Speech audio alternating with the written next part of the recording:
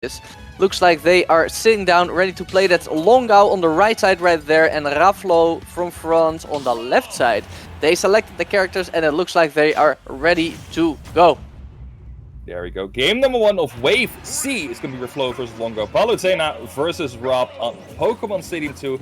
Let's see how this is going to work out between these two players. Right, I'm expecting some early kills because this is a stage with one of the lowest ceilings on the legal stage list, and we all know Palutena just loves using that up air, but she loves using that neutral even more. We have barely started and we got a triple Nair washing machine combo already. It's not even 20 seconds past, yet another Nair combo.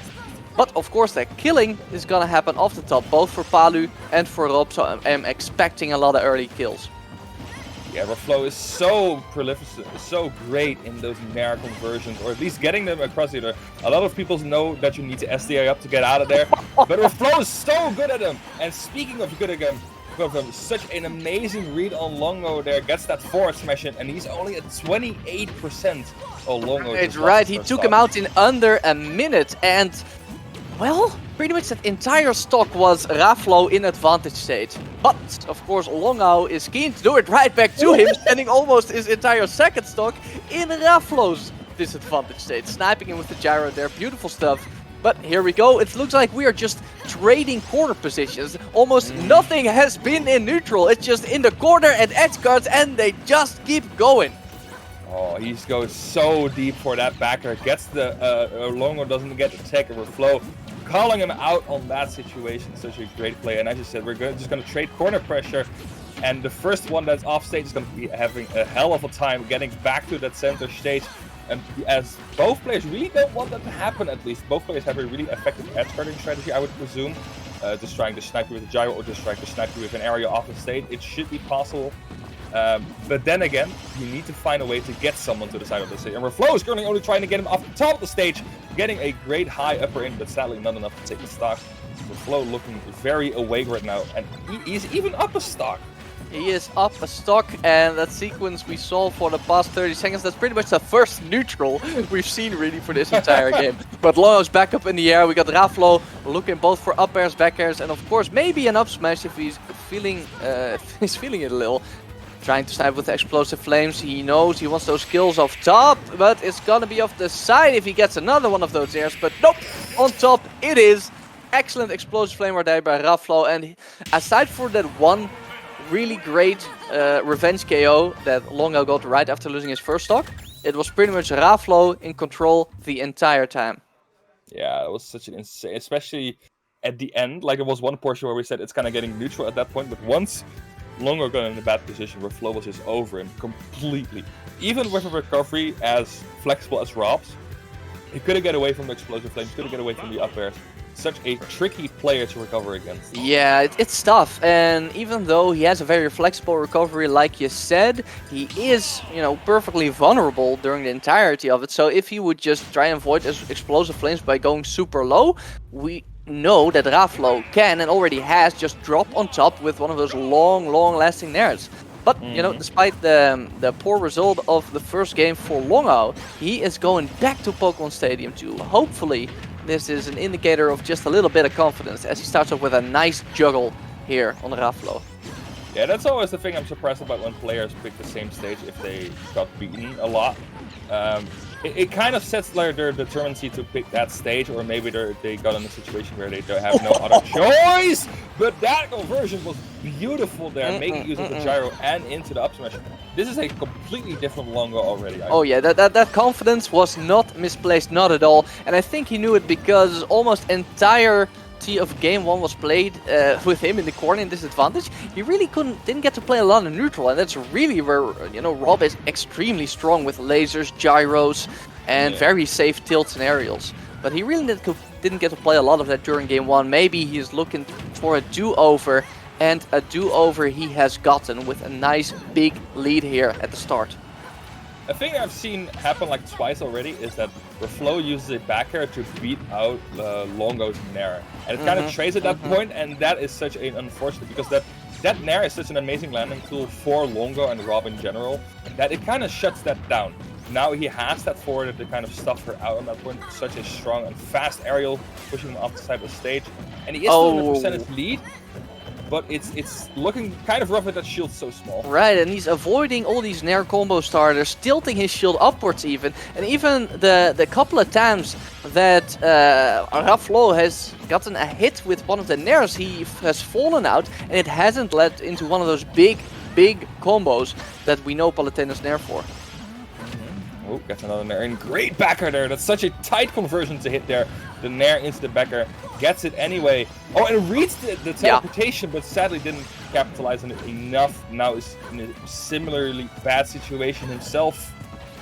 Okay, I love the wait there on Longo. He's not dropping his shield if Palutena's still under him. But he's got him back in the corner. This is where Longo has had a lot of trouble so far. And he gets sent right back to the other side. You know, that's probably the... Oh yeah, and the back throw is gonna be it. But this is really the problem with being at high percent. Aside from, of course, just losing your stock. If you get hit with a non-KO move in the corner, there's a good chance you're not going to be able to reset to neutral because you just fly so far all the way back to the other corner, where Raflow is just constantly keeping Longo stuck. Yeah, he is not allowed to get out of that corner, pressuring with the Nair, pressuring with the backer. Every time Longo tries to get to the smash, some sort of obstacle, gets the upper just in case the mash isn't as fast as he predicts it is. Yeah, I like that. I like that. Upper lasts a lot longer. It's going to be enough to kill. It's probably going to be easier to hit him out of the down throw with that particular move. So goes so by Longo. But oh, now that's got to be it. That's out a strong up air there from Raflow, and he's going to go up 2-0. It was looking a lot better, especially at the start for Longo though. And even at the at the midpoint of the game, he got to play a lot more neutral. But I think as soon as after.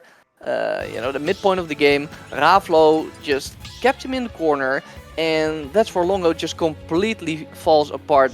These moments where he's just in the corner for extended periods of time, somehow, someway, Raflow is not making any mistakes there, he's not letting him get back on there, and the damage just racks up fast, and of course with a backer like that, the kill moves are gonna come in even earlier. Yeah, especially so amazingly on point with those ledge situations. This is usually an area where people can struggle against Rob. Has a lot of options there. Drop down there, drop down forward there. Has some options. Laser can even be a sort of a mix-up or a gyro, but he is just on point with the ledge situation. Here we go. There goes one there, two there. Tries to get a backer, but that DI completely dodging that attack. Now it's Longo's turn to play the game. Couple of down tilts and a 4 there. And actually, catch the teleport with the back air, and already on 80%. Oh yeah, comes out of the gate sometimes. I love how Raflow has really only gone for 2 serious risky teleport cancels, and Longo has read both of them. Of course, he didn't quite space himself right the first time, but he knows what he's doing. If only he can consistently escape from the ledge, from the corner, that's really been his #1 problem, then he should be good to take game 3. Good attack there by Raflow, dodging that down smash would have for sure been it.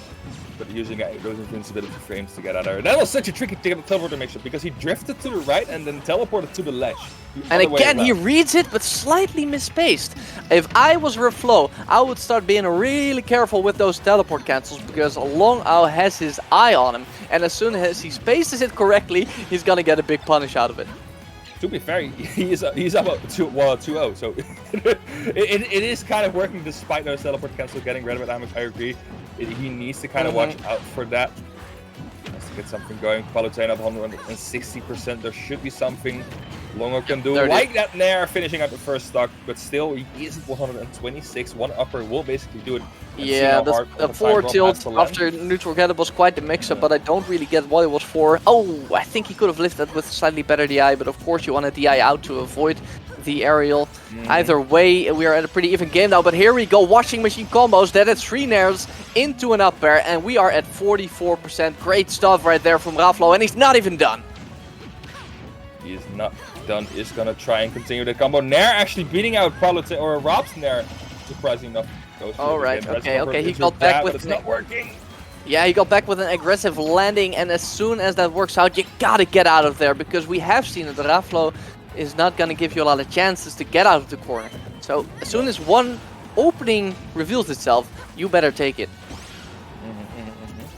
waits with the upper to catch him out. Such a smart decision there for Raflow, waiting it out instead of prematurely popping that upper. Reads the roll, throws him back. And he is going to try and keeping at the corner again. Yeah, we are once again in the corner, which is a big problem for Longo. This time the aggressive landing not going to work. Raflow totally ready for it, shield gripping the Nair despite the low landing lag of that particular move. That's how you know he was ready for it. Catches him out of the air. One back air is going to try and go for another one. Just to get him off of the stage there. And now, what is Longo's answer at this point to get off the ledge? Raflow is so tight, so precious. If that ledge, it is his. I think the majority of this game, of the set even, is just, you know, being played at the ledge. There is just such a low neutral to advantage or disadvantage ratio in this game.